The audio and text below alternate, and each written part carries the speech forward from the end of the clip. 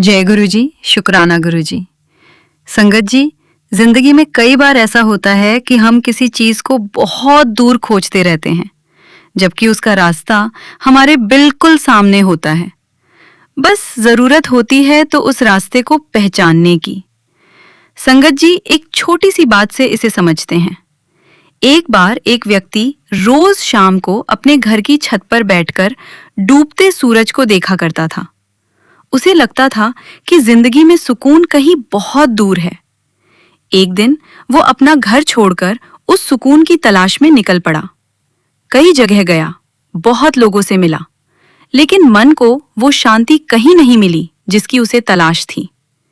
कई दिनों बाद जब वो थककर अपने घर वापस लौटा और उसी छत पर बैठा, तो उसकी नजर सामने रखे एक छोटे से दीपक पर पड़ी। उसकी मां ने वो दीपक उसके लिए जलाकर रखा था। उस पल उसे एहसास हुआ कि जिस रोशनी को वो बाहर की दुनिया में ढूंढ रहा था, वो तो उसके अपने घर में ही मौजूद थी। बस उसकी नजर उस तरफ नहीं गई थी। संगत जी, हमारी जिंदगी भी कुछ ऐसी ही है। हम खुशी, सुकून और अपने मन की शांति को कभी परिस्थितियों में, कभी लोगों में और कभी दुनिया की चीजों में तलाश करते रहते हैं।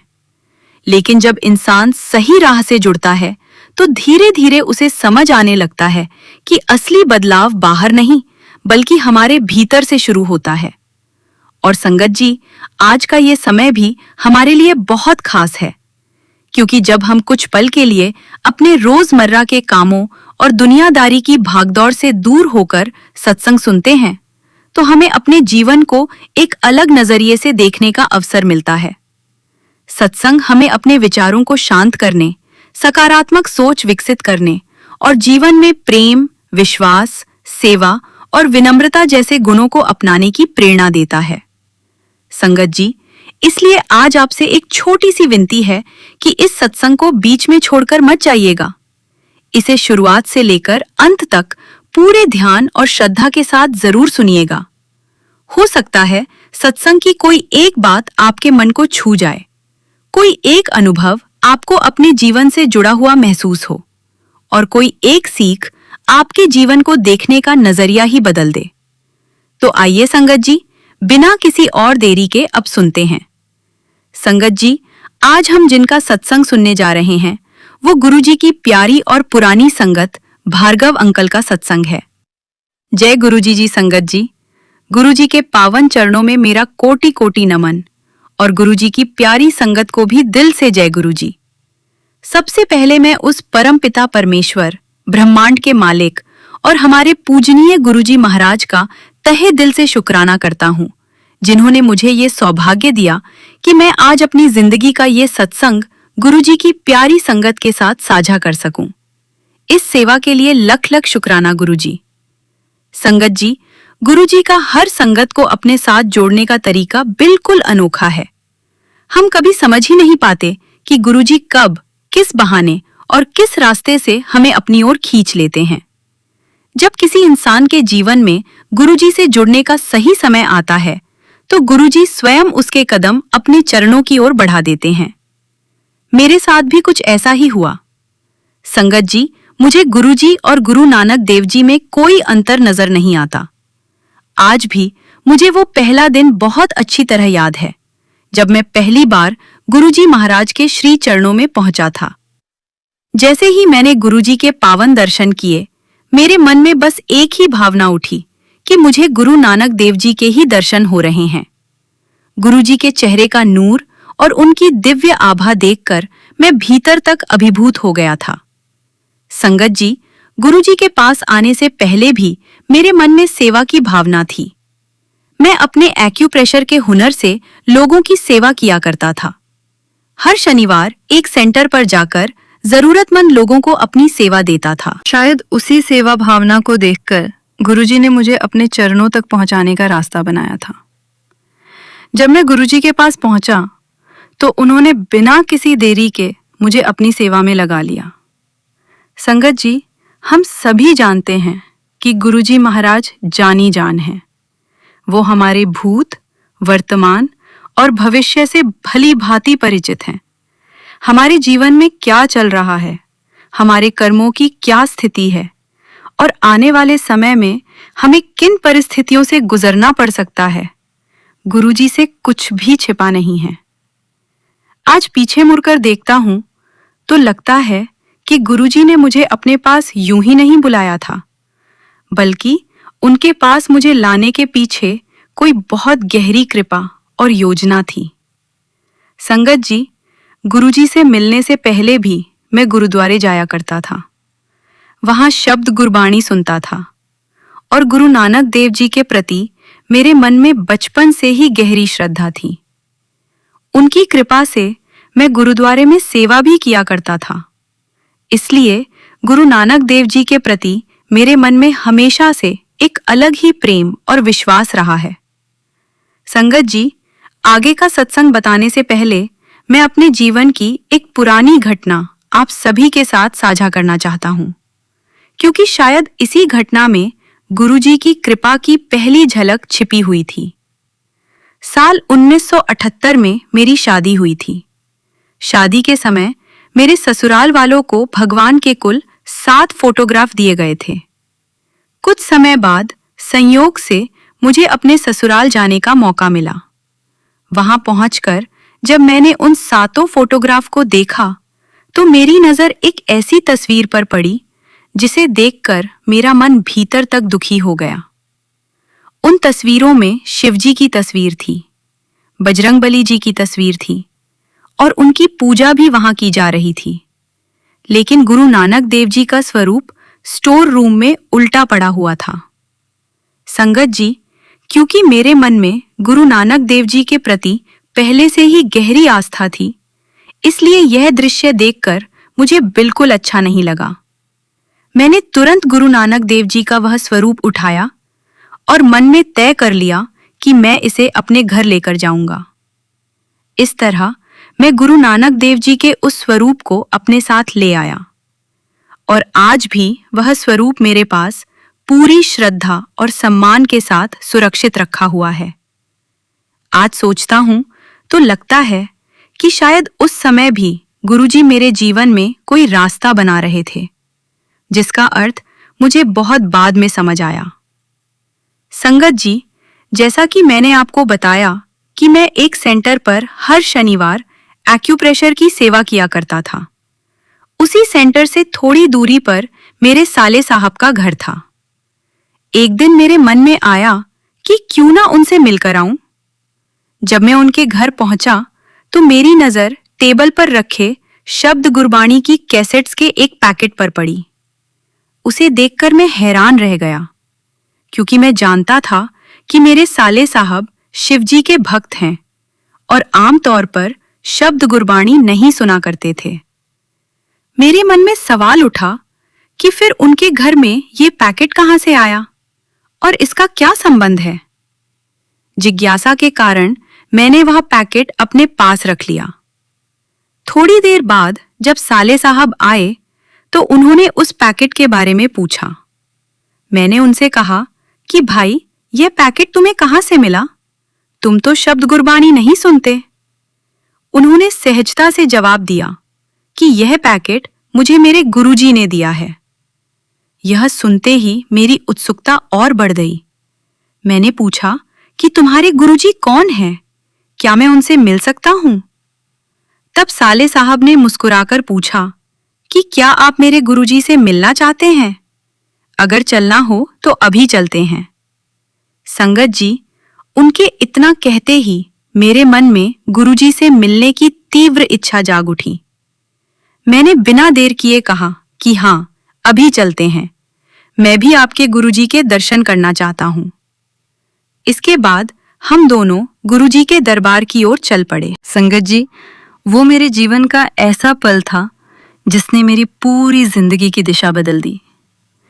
जैसे ही मैं पहली बार गुरुजी के दरबार में पहुंचा और गुरुजी को अपनी आंखों से देखा, कुछ पल के लिए मैं बस उन्हें देखता ही रह गया। उनके चेहरे का नूर, उनकी आंखों की गहराई और उनकी दिव्य आभा ने मेरे मन को पूरी तरह छू लिया। संगत जी, आप विश्वास नहीं करेंगे, उस समय मेरी अंतरात्मा से अपने आप एक ही आवाज निकली कि ये तो साक्षात गुरु नानक देव जी हैं।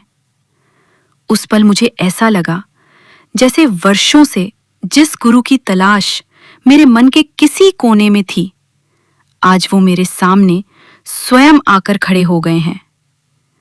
मैं कुछ सोच समझ नहीं पाया और सीधे गुरुजी के श्री चरणों में जाकर नतमस्तक होकर लेट गया। तभी मेरे साले साहब ने मेरा परिचय गुरुजी से करवाते हुए कहा, गुरुजी, ये मेरे जीजा जी हैं और एक्यूप्रेशर की सेवा बहुत अच्छी तरह करते हैं। उसकी बात सुनते ही गुरुजी महाराज ने मेरी ओर देखा और सहज भाव से कहा, तो फिर आ जाओ, सेवा करो। संगत जी, गुरुजी के ये शब्द मेरे लिए किसी आदेश से कम नहीं थे। उस दिन से गुरुजी ने मुझे अपनी सेवा का अवसर प्रदान किया और लगभग 3 वर्षों तक मुझसे अपनी सेवा करवाते रहे। संगत जी, जैसा कि मैंने पहले भी आपसे साझा किया है, गुरुजी महाराज के लिए हमारी जिंदगी का कोई भी पहलू अनजान नहीं होता। वे हमारी आत्मा के कर्मों, हमारे जीवन की परिस्थितियों और आगे आने वाले समय में मिलने वाली चुनौतियों तक से परिचित रहते हैं। जब किसी संगत के जीवन में कोई कठिन समय आने वाला होता है, तो गुरुजी किसी न किसी माध्यम से उसे अपनी शरण में बुला लेते हैं, ताकि उस पर अपनी कृपा और सुरक्षा बनाए रख सकें। मेरे साथ भी गुरुजी ने कुछ ऐसा ही किया। एक दिन गुरुजी महाराज ने मुझे प्यार से कहा, अंकल, तुम्हें सेवा करते हुए 3 साल हो गए हैं। अब तुम दरबार में बैठो और ध्यान लगाओ। संगत जी, सच कहूं तो मुझे ध्यान या समाधि लगाने की कोई जानकारी नहीं थी, लेकिन गुरुजी का आदेश मेरे लिए सबसे ऊपर था। इसलिए मैं दरबार में जाकर गुरुजी की गद्दी के पास बैठ गया और आंखें बंद करके ध्यान में लीन हो गया। मुझे बिल्कुल पता नहीं चला कि कितना समय बीत गया और गुरुजी महाराज कब वहां आकर अपनी गद्दी पर विराजमान हो गए। जब मेरी आंखें खुली तो मैंने देखा कि गुरुजी सामने विराजमान हैं और आसपास की संगत भी मौजूद है। बाद में संगत ने मुझे बताया कि जब गुरुजी दरबार में आए तो सभी लोग सम्मान में खड़े हो गए थे, लेकिन मैं अपनी ध्यान की अवस्था में उसी तरह बैठा रहा।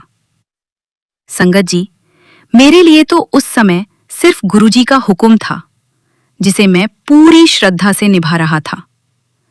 गुरुजी ने उस ध्यान की अवस्था में मुझे क्या-क्या अनुभव करवाए और कौन-कौन से दर्शन दिए, ये मुझे आज स्पष्ट रूप से याद नहीं है, लेकिन इतना जरूर महसूस हुआ कि उस दिन गुरुजी ने मुझे अपनी शरण में लेने का एक और अवसर दिया था। इसी दौरान मुझे गुरुजी की माताजी की सेवा करने का भी सौभाग्य मिला। माताजी के साथ सेवा करते हुए मेरी उनसे गुरुजी के जीवन और उनके बचपन से जुड़ी कई बातें हुईं। संगत जी, आज मैं उन्हीं में से कुछ बातें आप सभी के साथ साझा करना चाहता हूं। माताजी ने मुझे बताया कि जब गुरुजी महाराज का जन्म हुआ था, तब जिस कमरे में उनका जन्म हुआ, वहां अचानक एक अद्भुत प्रकाश फैल गया था। वहां मौजूद दाई ने भी उस समय हैरानी व्यक्त करते हुए कहा था कि उसने अपने जीवन में बहुत से बच्चों का जन्म कराया है, लेकिन ऐसा बच्चा उसने पहले कभी नहीं देखा। उसके अनुसार गुरुजी के जन्म लेते ही कमरे में एक अलग ही तरह की दिव्य रोशनी दिखाई देने लगी थी। माताजी ने यह भी बताया कि गुरुजी महाराज के दोनों पैरों में पद्म के चिन्ह थे और उनके चरणों से हमेशा एक दिव्य आभा महसूस होती थी। दाई ने माताजी से कहा था कि ये बच्चा साधारण नहीं है, बल्कि इसके भीतर कोई विशेष शक्ति है और इसका जन्म केवल अपने लिए नहीं, बल्कि दूसरों का मार्गदर्शन करने और उनका जीवन संवारने के लिए हुआ है। संगत जी, माताजी ने गुरुजी के बचपन की एक और अद्भुत घटना मुझे बताई। जब गुरुजी करीब 4 वर्ष के थे, तब एक दिन 3 साधु अचानक उनके घर पहुंचे। तीनों साधु बहुत ऊंचे लंबे कद के थे। उन्होंने सफेद वस्त्र पहन रखे थे और उनके चेहरों पर एक अलग ही प्रकार का तेज दिखाई दे रहा था। उस समय माताजी घर के दरवाजे के पास बैठी थी और गुरुजी महाराज वहीं आसपास बच्चों की तरह खेल रहे थे। माताजी ने उन साधुओं को देखा तो श्रद्धा से उन्हें प्रणाम किया। साधुओं ने भी कुछ कहने के बजाय इशारे से गुरुजी को बुलाने के लिए कहा। माताजी ने प्यार से गुरुजी को आवाज लगाई और कहा, बेटा यहाँ आओ, देखो कौन आया है। गुरुजी जैसे ही उनके पास पहुंचे, एक अद्भुत दृश्य देखने को मिला। उन तीनों साधुओं ने 4 साल के छोटे से बालक गुरुजी के सामने हाथ जोड़कर सिर झुका दिया। इसके बाद गुरुजी ने बड़े सहज भाव से उनसे कहा कि आप लोग अंदर आइए। जब तीनों साधु घर के अंदर आए तो गुरुजी ने अपनी माताजी से कहा कि माताजी, इनके लिए कड़ा प्रसाद बनाओ। माताजी ने गुरुजी की तरफ देखा और फिर उन साधुओं की ओर देखने लगी। उनके सामने सबसे बड़ी परेशानी ये थी कि घर में उस समय कड़ा प्रसाद बनाने के लिए न तो पर्याप्त सामग्री थी और न ही कोई तैयारी। माताजी सोच में पड़ गईं कि आखिर इतने कम साधनों में प्रसाद कैसे बनाया जाए। वे रसोई में जाकर खड़ी हो गईं और समझ नहीं पा रही थीं कि क्या करें। तभी गुरुजी महाराज स्वयं उनके पास पहुंचे और पूछा, माताजी क्या हुआ? माताजी ने अपनी परेशानी बताते हुए कहा कि घर में कड़ा प्रसाद बनाने का सामान ही नहीं है। गुरुजी मुस्कुराए और बोले कि चिंता मत करो, प्रसाद अभी बन जाएगा। उन्होंने माताजी से कहा कि चूल्हा जलाकर उस पर कढ़ाई रखो और बस उसमें कड़छी चलाती रहो। माताजी ने गुरुजी के कहे अनुसार वैसा ही किया। संगत जी, इसके बाद जो हुआ वह उनके लिए किसी चमत्कार से कम नहीं था। देखते ही देखते कढ़ाई में कड़ा प्रसाद तैयार हो गया। माताजी ने वह प्रसाद तीनों साधुओं को श्रद्धा से भेंट किया। साधुओं ने प्रसाद ग्रहण किया और कुछ समय बाद वहां से विदा हो गए। उनके जाने के बाद गुरुजी महाराज ने माताजी से कहा कि क्या आपको पता है ये कौन थे? फिर उन्होंने बताया कि वे कोई साधारण साधु नहीं थे, बल्कि ब्रह्मा, विष्णु और महेश स्वयं गुरुजी के दर्शन करने आए थे। संगत जी, माताजी द्वारा सुनाई गई इस घटना को सुनकर मेरे मन में गुरुजी के प्रति श्रद्धा और भी गहरी हो गई। मुझे यह एहसास हुआ कि गुरुजी का जीवन सामान्य घटनाओं से कहीं ऊपर था। माताजी ने यह भी बताया कि ऐसी घटनाएं केवल एक बार नहीं हुईं। बाद के समय में भी कई अवसरों पर ऊंचे कद वाले 3 साधु सफेद वस्त्र धारण किए हुए गुरुजी के दर्शन करने आते रहे। यहाँ तक कि एम्पायर स्टेट में भी कई बार ऐसे 3 दिव्य स्वरूप वाले साधु गुरुजी के दर्शन के लिए आए। संगत जी, इन घटनाओं को सुनकर मेरे मन में यही भावना आती है कि गुरुजी की महिमा को शब्दों में पूरी तरह समझ पाना हमारे लिए संभव नहीं है। संगत जी, एक घटना मुझे आज भी अच्छी तरह याद है। एक बार माताजी बिना किसी को बताए डूगरी गांव से एम्पायर स्टेट आ गईं। जब उन्हें वहां देखा गया तो गुरुजी महाराज ने मुझे तुरंत कहा, अंकल, माताजी का सामान गाड़ी से बाहर मत निकालना, सामान गाड़ी में ही रहने देना, क्योंकि माताजी वापस डूगरी जाएंगी। इसके बाद गुरुजी ने कहा कि माताजी को आराम से बैठाओ, उन्हें लंगर करवाओ और फिर वापस डूगरी के लिए भेज दो। फिर गुरुजी ने मुझसे एक ऐसी बात कही जिसने मुझे भीतर तक सोचने पर मजबूर कर दिया। उन्होंने कहा, अंकल, माताजी से थोड़ा दूर रहना चाहिए, क्योंकि मां के सामने आते ही प्यार उमड़ पड़ता है। संगत जी, मैं गुरुजी की ओर देखता ही रह गया। मेरे मन में आया कि गुरुजी कैसी बात कह रहे हैं कि मां से दूर रहना चाहिए, क्योंकि मां के प्रति प्रेम और भी बढ़ जाता है। लेकिन उस बात के पीछे गुरुजी ने हमें एक बहुत गहरी सीख दी कि परमपिता परमेश्वर भी अपनी मां के प्रति प्रेम और लगाव से अछूते नहीं हैं। इसके बाद माताजी दोबारा वहां नहीं आईं। संगत जी, आज जब मैं इन घटनाओं को याद करता हूं तो मन में यही भाव आता है कि हम कितने भाग्यशाली हैं कि हमें पूर्ण गुरु की शरण प्राप्त हुई। ये सौभाग्य हर किसी को आसानी से नहीं मिलता। न जाने कितने जन्मों के पुण्य और कितनी आत्मिक यात्राओं के बाद इंसान को पूर्ण गुरु के चरणों में बैठने का अवसर मिलता है। गुरुजी, आपका लख लख शुक्राना कि आपने हमें अपने चरणों में स्थान दिया। हमें अपनी संगत बनाया और हमारी जिंदगी को सही दिशा दिखाई। संगत जी, मैं वर्ष 1997 में गुरुजी के पास गया था और उस समय मैंने अपनी आंखों से देखा कि गुरुजी महाराज के दरबार में समाज के अलग अलग क्षेत्रों से जुड़े बड़े बड़े लोग आया करते थे। ब्यूरोक्रेट्स, पॉलिटिशियंस, आईएएस आईपीएस अधिकारी, सेना के वरिष्ठ अधिकारी, बड़े कारोबारी और अनेक प्रतिष्ठित लोग गुरुजी की शरण में बैठते थे। गुरुजी ने कभी किसी में भेदभाव नहीं किया, बल्कि जो भी उनके दर पर आया उस पर अपनी कृपा बरसाई।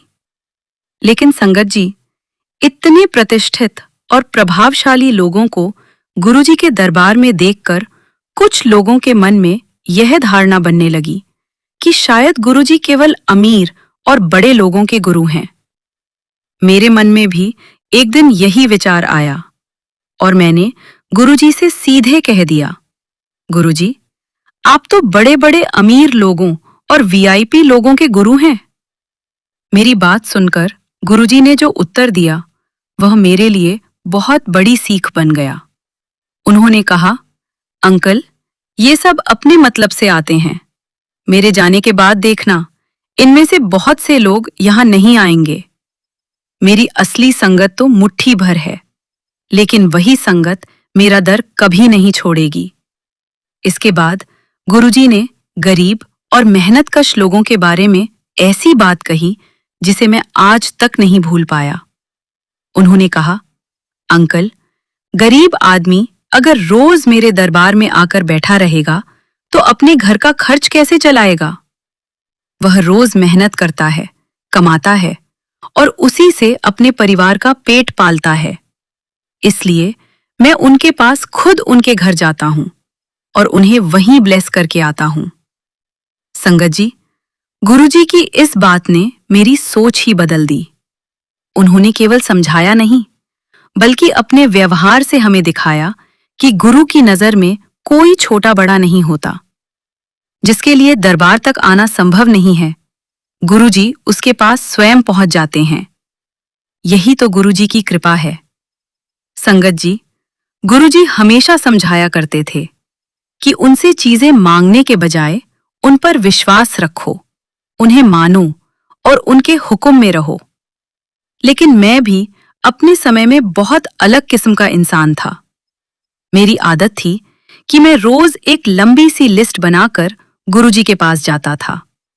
घर, आंटी ने जो कहा, बच्चों की जो जरूरत थी, परिवार में किसी को जो परेशानी थी, मैं हर बात अपनी लिस्ट में लिख लेता था और उसे अपनी शर्ट की ऊपर वाली जेब में रखकर दरबार पहुंच जाता था। जब गुरुजी की सेवा करने का अवसर मिलता तो मैं अपनी वह लिस्ट निकालता और एक एक करके गुरुजी को पढ़कर सुनाने लगता।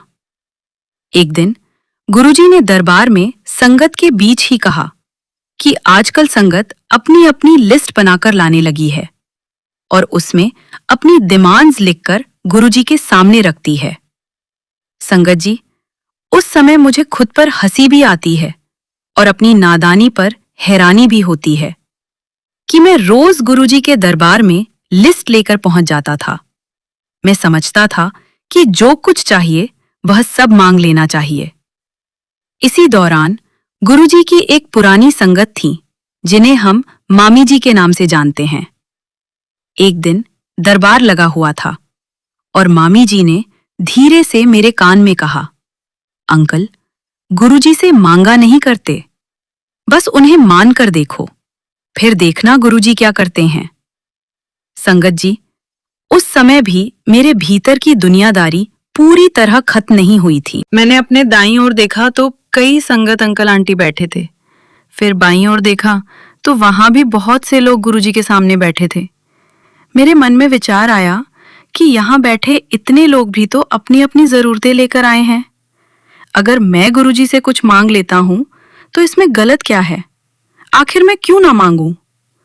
फिर मेरे मन में एक और बात आई कि अगर कोई बच्चा अपने पिता से अपनी जरूरत नहीं मांगेगा तो फिर किससे मांगेगा? संगत जी, हम इंसान हैं और दुनियादारी की जिम्मेदारियों में उलझे रहते हैं। इसलिए हमारी इच्छाएं और जरूरतें होना स्वाभाविक है। हम गुरुजी के सामने अपनी बात रखते हैं, लेकिन मेरे अनुभव ने मुझे यह सिखाया कि गुरुजी से मांगने के बाद उस मांग को उनके चरणों में छोड़ देना चाहिए। बार बार उसके पीछे नहीं भागना चाहिए। बस गुरुजी पर भरोसा रखकर उस सही समय का इंतजार करना चाहिए, क्योंकि गुरुजी को पता होता है कि हमें क्या चाहिए और कब चाहिए। जब उचित समय आता है तो गुरुजी वही देते हैं जो वास्तव में हमारे जीवन के लिए जरूरी होता है। संगत जी, यह बात मैं केवल किसी सुनी सुनाई बात के आधार पर नहीं कह रहा, बल्कि अपने अनुभव से कह रहा हूं। करीब 1 महीने बाद मामी जी ने मुझे फिर वही बात याद दिलाई कि अंकल गुरुजी से मांगा नहीं करते, उन्हें केवल मानकर देखो।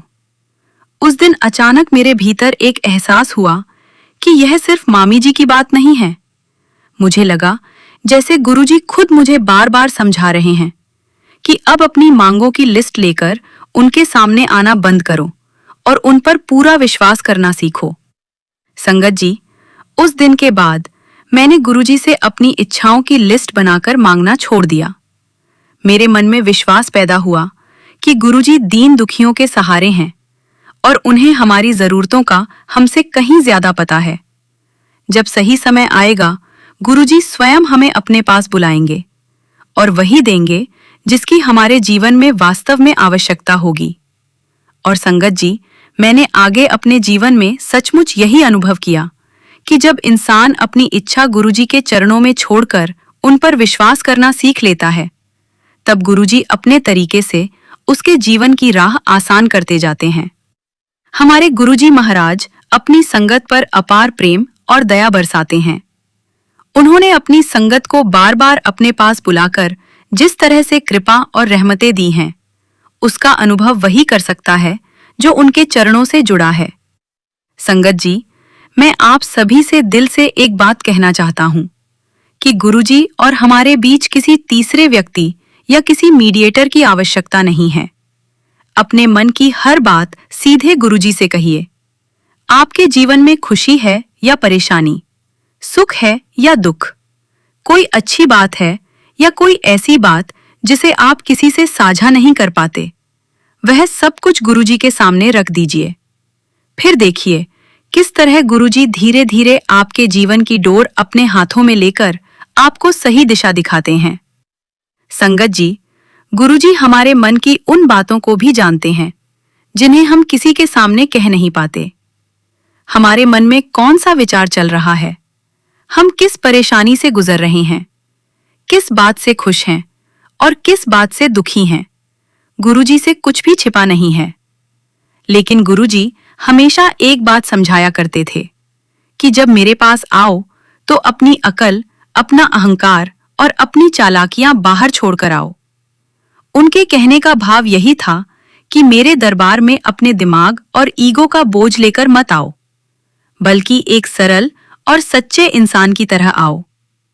खुद को बहुत समझदार समझने के बजाय अपने आप को गुरुजी के सामने एक नासमझ बच्चे की तरह रखो और फिर देखो कि गुरुजी की कृपा किस तरह बरसती है।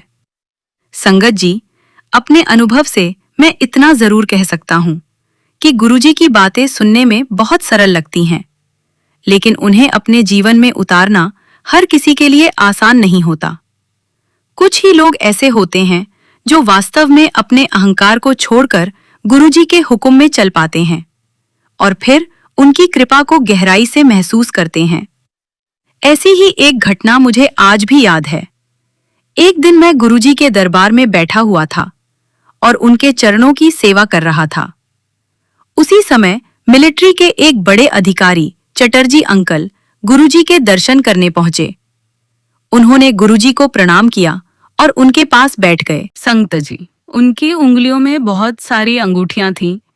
गुरुजी ने उनकी तरफ देखते हुए बड़े सहज अंदाज में पूछा, अंकल, मुझे यह बताओ कि तुम्हारी ये अंगूठियां बड़ी हैं या तुम्हारा गुरु बड़ा है? ये सुनते ही चटर्जी अंकल कुछ पल के लिए सोच में पड़ गए। फिर उन्होंने कहा, गुरुजी, बड़ा तो गुरु ही होता है। गुरुजी ने तुरंत कहा, तो फिर अपनी सारी अंगूठियां उतार दो। यह सुनकर अंकल ने अपनी रिंग फिंगर में पहनी एक अंगूठी की ओर इशारा करते हुए कहा, गुरुजी बस इस वाली को मत कहना उतारने के लिए। गुरुजी यह सुनकर मुस्कुराए और बोले, अंकल मैं सब जानता हूँ, यह तुम्हारी पत्नी की है, इसे नहीं उतारना, बाकी सारी निकाल दो। संगत जी, चटर्जी अंकल ने अपनी पत्नी वाली अंगूठी को छोड़कर बाकी सभी अंगूठियां उतार दी और फिर जाकर संगत के बीच बैठ गए। कुछ देर बाद गुरुजी के लिए चाय प्रसाद आया। गुरुजी ने जैसे ही चाय प्रसाद की एक घूंट ली, उसी समय चटर्जी अंकल के मन में विचार आया कि काश गुरुजी मुझे भी अपनी चाय प्रसाद पिला दें। उन्होंने यह बात किसी से कही नहीं, केवल उनके मन में एक इच्छा उठी थी, लेकिन गुरुजी से तो मन की बात भी छिपी नहीं थी। गुरुजी ने तुरंत उन्हें आवाज लगाई, अंकल इथे आओ। चटर्जी अंकल गुरुजी के पास पहुंचे तो गुरुजी ने अपनी चाय प्रसाद उन्हें पीने के लिए दे दी। अंकल के चेहरे पर खुशी साफ दिखाई दे रही थी। वह वापस अपनी जगह पर जाकर बैठ गए। कुछ देर बाद फिर गुरुजी के लिए चाय प्रसाद आई। गुरुजी ने जैसे ही उसमें से एक घूंट लिया, चटर्जी अंकल के मन में दोबारा वही भाव उठा कि गुरुजी एक बार और पिला दीजिए, मन अभी भरा नहीं है। संगत जी, उन्होंने फिर भी कुछ नहीं कहा, लेकिन गुरुजी ने उनके मन की बात समझ ली। गुरुजी ने दोबारा आवाज लगाई, अंकल इधर आओ, यह भी पी लो। अंकल फिर गुरुजी के पास गए और उन्होंने चाय प्रसाद ग्रहण किया। इसके बाद वह अपनी जगह पर लौटकर बैठ गए। थोड़ी देर बाद तीसरी बार गुरुजी ने चाय प्रसाद ली तो अंकल के मन में फिर इच्छा हुई कि गुरुजी एक बार और पिला दीजिए, लेकिन इस बार गुरुजी ने उन्हें आवाज देकर प्यार भरे अंदाज में कहा, अंकल इधर आओ, यह भी पी लो, अब और नहीं मांगना। संगत जी, गुरुजी की यह बात सुनकर वहां मौजूद संगत को भी समझ आ गया कि गुरुजी हमारे शब्दों का ही नहीं बल्कि हमारे मन में उठने वाले भावों का भी ध्यान रखते हैं। चटर्जी अंकल ने किसी से कुछ नहीं कहा था, फिर भी गुरुजी ने उनकी तीनों इच्छाओं को जान लिया और अपनी कृपा से उन्हें चाय प्रसाद भी पिलाया। लेकिन जब उन्हें लगा कि अब पर्याप्त है तो प्रेम से रोक भी दिया। संगत जी, यह घटना मेरे लिए गुरुजी की सर्वज्ञता और उनकी संगत के प्रति प्रेम का बहुत सुंदर उदाहरण है। गुरुजी के सामने मन की कोई बात छिपी नहीं रह सकती, इसलिए हमें उनके सामने दिखावा करने की जरूरत नहीं है। हमें बस सच्चे मन से उनके चरणों में बैठना है, अपनी बात उन्हें बतानी है और उनके हुक्म पर विश्वास रखना है। संगत जी, मैं आप सभी से यही निवेदन करूंगा कि गुरुजी महाराज ने हमें जो वचन दिए हैं, जो हुक्म दिए हैं और जीवन जीने का जो मार्ग बताया है, उसे केवल सुनने तक सीमित न रखें। उन वचनों को अपने व्यवहार और अपने जीवन का हिस्सा बनाएं। जब हम गुरुजी के हुक्म को सच्चे मन से स्वीकार करते हैं, तब उनकी कृपा को महसूस करने का रास्ता भी अपने आप खुलने लगता है। संगत जी, गुरुजी के दरबार में आते हुए मुझे करीब 7 महीने हो चुके थे। एक दिन मैं दरबार में बैठा हुआ था कि अचानक गुरुजी महाराज ने वहां बैठे एक अंकल से कहा, अंकल भार्गव अंकल को बुलाकर लाओ। वह अंकल मुझे जानते नहीं थे, इसलिए उन्हें यह भी पता नहीं था कि भार्गव अंकल कौन है। वे दरबार में लोगों से पूछते हुए मेरी ओर बढ़ रहे थे और बार बार आवाज लगा रहे थे, भार्गव अंकल को गुरुजी बुला रहे हैं। जैसे ही यह आवाज मेरे कानों तक पहुंची, मेरे मन में तुरंत डर पैदा हो गया। मुझे लगा कि शायद मुझसे कोई गलती हो गई है और इसी वजह से गुरुजी ने मुझे बुलाया है। संगत जी, मैं घबराते हुए अपनी जगह से उठा और गुरुजी की ओर चल पड़ा। रास्ते भर मेरे मन में तरह तरह के विचार आते रहे। मैं सोचने लगा कि आखिर मैंने ऐसा क्या कर दिया है, मुझसे कहाँ गलती हुई होगी और गुरुजी मुझसे क्या कहने वाले हैं। जब मैं गुरुजी के पास पहुंचा तो वहां अरुण शौरी जी भी बैठे हुए थे। गुरुजी ने मेरी ओर देखा और बिल्कुल सहज भाव से कहा, अंकल अपना सत्संग इनके साथ करो। संगत जी, मैंने दरबार में अरुण शौरी जी को पहले भी देखा था और उनके व्यक्तित्व से प्रभावित था। मुझे लगता था कि वे बहुत गंभीर और अलग तरह के इंसान हैं और उन्हें किसी बात को समझाना आसान नहीं होगा। मेरे मन में तुरंत सवाल उठा कि गुरुजी मुझसे इनके सामने सत्संग करवाना चाहते हैं, जबकि मुझे गुरुजी के दरबार में आए हुए अभी केवल 7 महीने ही हुए हैं। लेकिन अगले ही पल मैंने सोचा कि जब गुरुजी स्वयं कह रहे हैं तो फिर डरने की कोई बात नहीं। मैं कौन होता हूँ सत्संग करने वाला? असल में तो गुरुजी ही किसी के माध्यम से अपनी बात कहलवाते हैं। इसी विश्वास के साथ मैंने हिम्मत जुटाई और अरुण शौरी जी के सामने बैठ गया। मैंने उनसे कहा, मिस्टर अरुण शौरी जी, मेरी बात ध्यान से सुनिए। फिर मैंने गुरुजी की महिमा के बारे में अपनी समझ के अनुसार उनसे कहा कि गुरुजी को किसी इंसान को समझने में ज्यादा समय नहीं लगता। उनके सामने जो व्यक्ति आता है वह कहाँ से आया है, किस उद्देश्य से आया है और उसके मन में क्या चल रहा है, गुरुजी इन बातों को पल भर में समझ लेते हैं। मैंने कहा कि गुरुजी केवल सामने बैठे व्यक्ति के मन की बात ही नहीं जानते, बल्कि दरबार के बाहर खड़ा कोई व्यक्ति क्या सोच रहा है या क्या कह रहा है, उसकी जानकारी भी गुरुजी को रहती है। मैंने उनसे यह भी कहा कि गुरुजी की दृष्टि इतनी व्यापक है कि वे इंसान के वर्तमान के साथ साथ उसके कर्मों और पिछले जन्मों से जुड़े रहस्यों तक को जानते हैं। मैंने अरुण शौरी जी से कहा कि गुरुजी के दरबार में ऐसी कोई बात नहीं है जिसे असंभव कहा जा सके। जो व्यक्ति सच्चे मन से गुरुजी की शरण में आता है, उसके लिए यहाँ से वह सब मिल सकता है जिसकी उसे वास्तव में आवश्यकता है। इस तरह मैंने अपना सत्संग पूरा किया, फिर गुरुजी के चरणों में मत्था टेका और वापस जाकर अपनी जगह पर बैठ गया। मेरे वहाँ से हटने के बाद गुरुजी ने अरुण शौरी जी की ओर देखा और जैसे इशारे में उनसे पूछ रहे हों कि सुना अंकल, भार्गव अंकल क्या कहकर गए, कुछ समझ में आया? संगत जी, यह मेरे जीवन का पहला अवसर था जब मैंने गुरुजी के दरबार में अपना सत्संग साझा किया था। यह घटना शनिवार की थी। कुछ दिन बाद मंगलवार को जब मैं दोबारा गुरुजी के दरबार में पहुंचा तो गुरुजी बाहर ही खड़े थे। मुझे देखते ही गुरुजी ने मुस्कुराकर कहा, भार्गव अंकल, उस दिन तुम्हारा सत्संग सुनकर अरुण शौरी तो अंदर तक हिल गया। संगत जी, यह सुनकर मैंने गुरुजी के सामने हाथ जोड़कर मथा टेका और विनम्रता से कहा, गुरुजी, मैं कौन होता हूँ सत्संग करने वाला? वह तो आप ही थे जो मुझसे सब कुछ कहलवा रहे थे। गुरुजी ने मेरी बात सुनकर कहा कि अंकल, अरुण शौरी अपनी पूरी जिंदगी में उस सत्संग को नहीं भूलेंगे। संगत जी, बाद में मुझे भी महसूस हुआ कि गुरुजी के कहे अनुसार उस सत्संग का अरुण शौरी जी पर गहरा प्रभाव पड़ा था।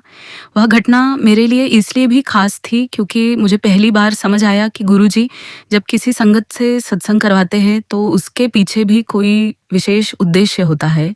इंसान खुद को माध्यम समझता है, लेकिन असल में बोलने वाला और बात को सही जगह तक पहुंचाने वाला गुरुजी ही होता है।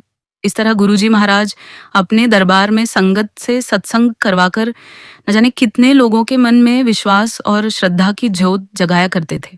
संगत जी, एक घटना मेरे जीवन की ऐसी है जिसे याद करते ही आज भी मेरा मन गुरुजी के प्रति शुक्राने से भर जाता है। उन दिनों हमने अपना नया घर बनवाया था और एक दिन गुरुजी ने मेरी आंटी से कहा कि अब तुम लोग नए घर में मत रहो, गंगा के घर में जाकर ऊपर वाले कमरे में शिफ्ट हो जाओ। गुरुजी ने बताया कि गंगा ने अपना मकान बनवा रखा है और ऊपर एक कमरा खाली है, इसलिए तुम लोग वहीं जाकर रहो, आगे चलकर वह एक और कमरा भी बनवा देगा। संगत जी, गंगा मेरे भाई का नाम था और हमारा अपना भी बहुत बड़ा मकान तैयार था, इसलिए गुरुजी की बात सुनकर हम दोनों पति पत्नी को थोड़ी हैरानी जरूर हुई, लेकिन गुरुजी का हुक्म हमारे लिए सबसे ऊपर था।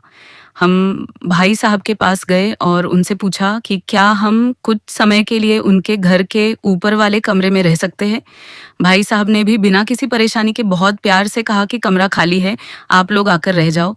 इसके बाद हमने अपना सामान बांधा और गुरुजी के हुक्म के अनुसार भाई साहब के घर में जाकर रहने लगे। संगत जी, उन दिनों बिजली बहुत जाती थी।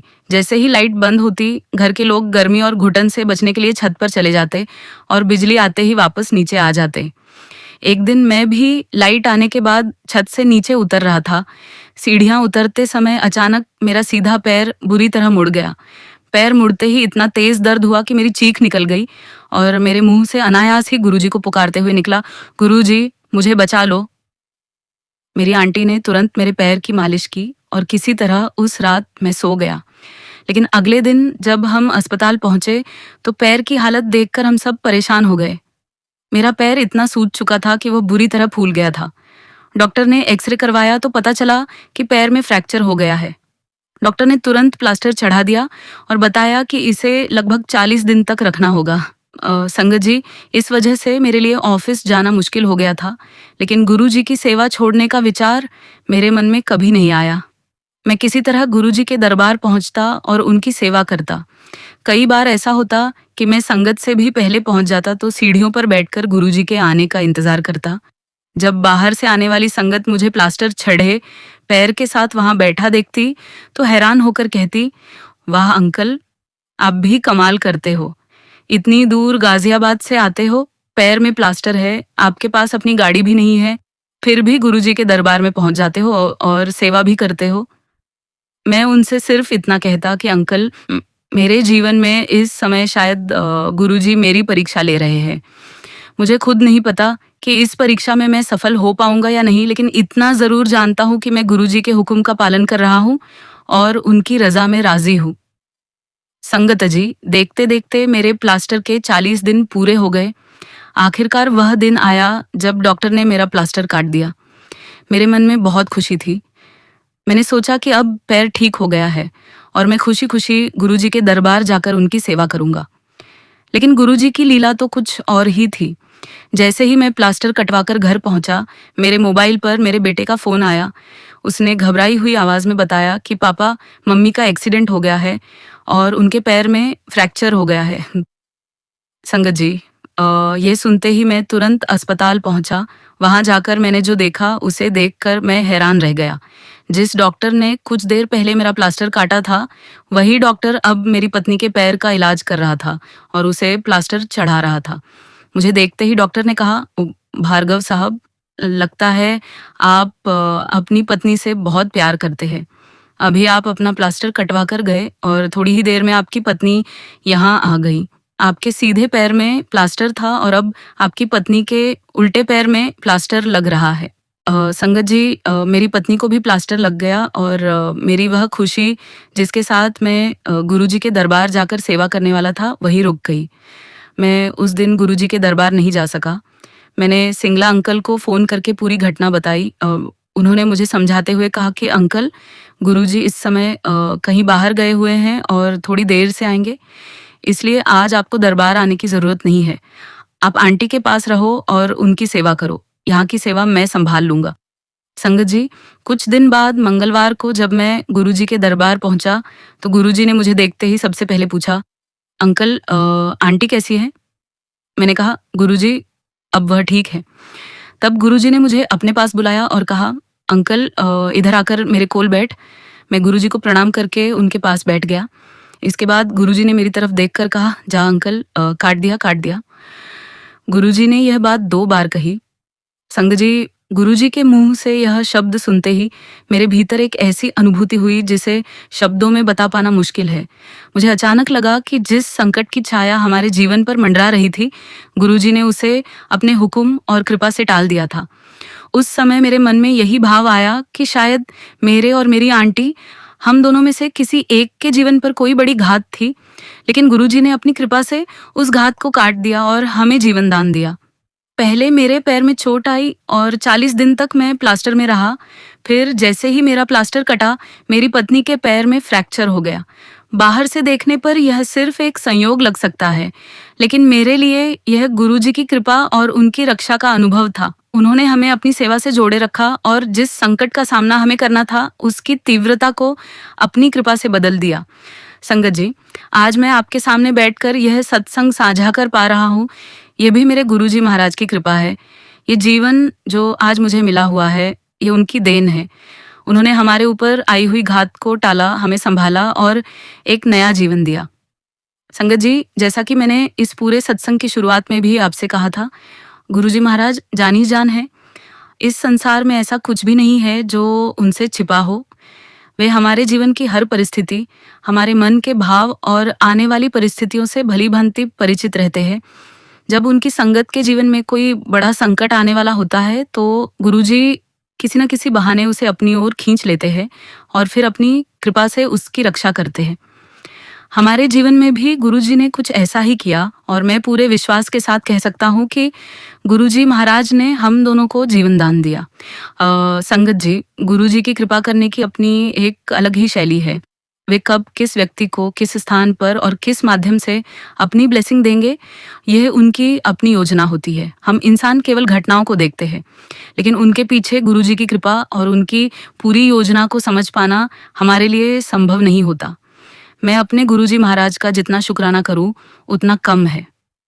गुरुजी, मेरी ये सांसें आपकी दी हुई हैं, यह जीवन आपकी देन है। अगर मैं अपनी आखिरी सांस तक आपका शुक्राना करता रहूं, तब भी आपके उपकारों का बदला नहीं चुका सकता। गुरुजी, लख लख शुक्राना। संगत जी, मैं आप सभी से दिल से यही कहना चाहता हूं कि गुरुजी के साथ अपना रिश्ता सीधा और सच्चा बनाइए। अपने मन की बात किसी दिखावे के साथ नहीं बल्कि बिल्कुल सरल होकर गुरुजी से कहिए। आपके जीवन में सुख है या दुख, परेशानी है या खुशी, जो भी आपके मन में है वह गुरुजी के चरणों में रख दीजिए। उनसे कुछ छिपाने की ज़रूरत नहीं है, क्योंकि गुरुजी वैसे भी हमारे मन की हर बात जानते हैं।